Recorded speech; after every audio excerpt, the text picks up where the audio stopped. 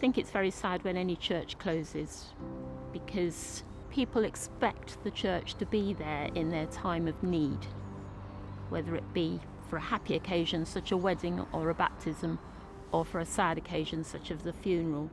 And when a church just becomes a closed building, the life has gone out of a village somehow. Even if people don't attend the services, they still expect the church to be there for them. Very sadly, this church had to be closed because it's now no longer sustainable for the village to use this as its village church. We had people in tears. We had a lot of emotion. It was just really, really sad to sort of think that so many people had such an outpouring of love for a building. And it's been the heritage of the village for 800-900 years, and sadly it's falling into disrepair. It needs an awful lot of work spending on the roof to make it watertight, which is why we have problems with sort of water ingress in various places in the building. The money just couldn't be found. The bells in this tower sound absolutely glorious. And we rang for that final service, and it was very poignant getting the bells down for the last time, knowing that we wouldn't be able to ring them again. In theory, funding is available through the lottery. It's a lottery as to whether you get the funding. And it's an enormous amount of work, these buildings. They are an enormous reservoir of cultural value and spiritual value as well. And if we want to hold on to them and treasure them, then that's something we need to do collectively. Government funding in relation to community premises has been hit particularly hard.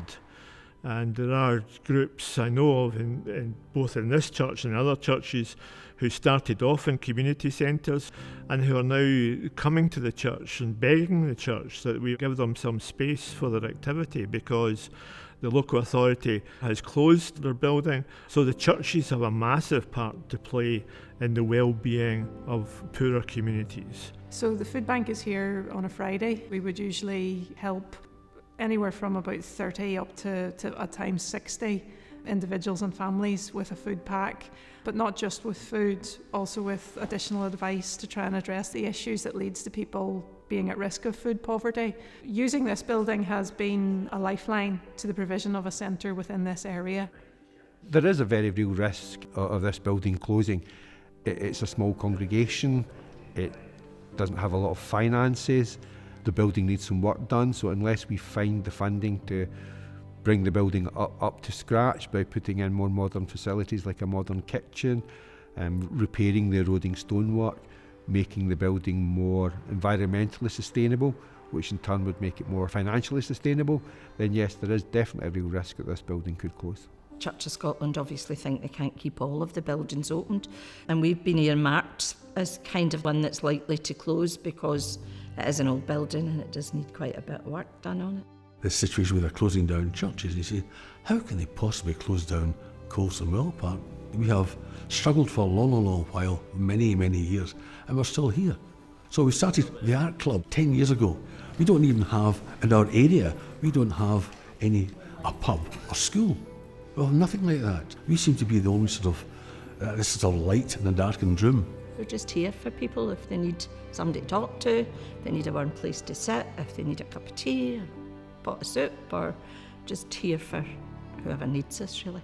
If we did not have this building, we would be really stuck in terms of providing the service that we have the vision to provide. How would it affect this area? I think it would be devastating. The government should be asking the quite serious question, what actually would happen if the churches disappeared? So yes, I do think the government's got responsibility for this. And no, I don't think it takes it seriously. Either the nation values these buildings and has to make a decision about which buildings it wishes to support, or it will need to face the fact that over the years, more and more of them are going to close, and a lot of them will end up derelict.